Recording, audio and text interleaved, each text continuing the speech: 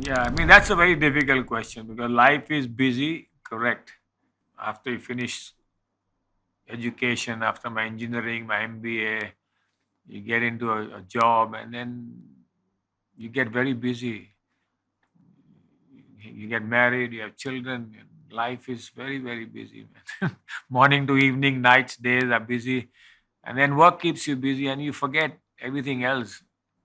You don't think about health, you don't think about food, you don't think about diet.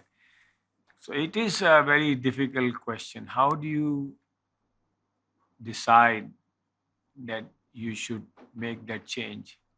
Either you have a shock, you get disease, but that's probably sometime very short lived because after that you have two choices. You can live on medicine and do nothing about health.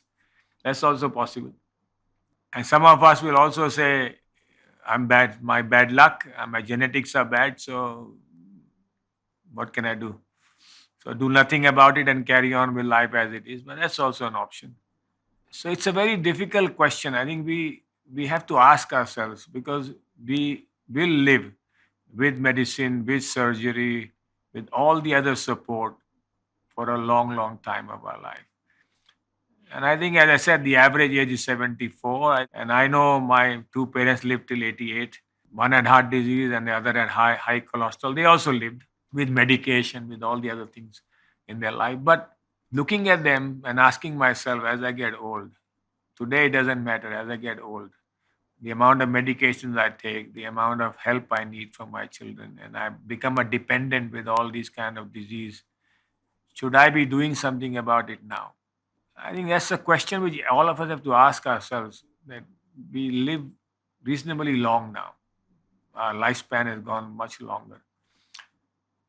And till the last day of my life, of our lives, do we want to be independent, walking on our own, not being helped around, not being dependent, not being a burden on anybody else?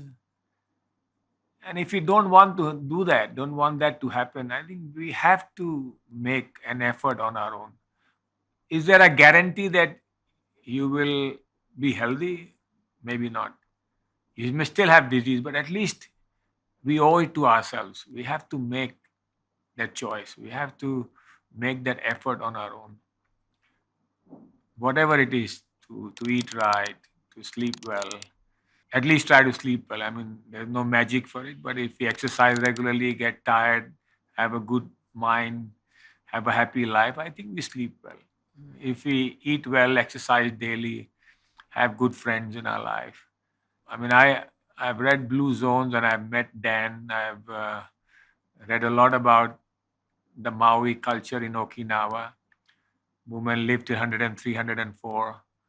We have good friends around them. They still eat very healthy. They walk every day.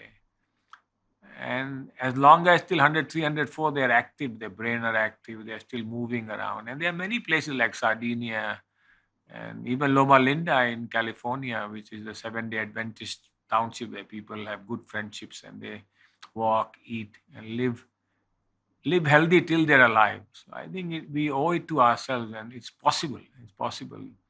At least we should make the effort, even though it's not guaranteed. But there's a good chance that if we make the effort, we can live healthy as long as we live. So this is my belief, and this is our belief that we are promoting to the world around us that stay healthy as long as you live. And this is on you, depends on you. Make the effort. Good health by yourself, it's in our own hands. So we have to make the effort, and we should make the effort.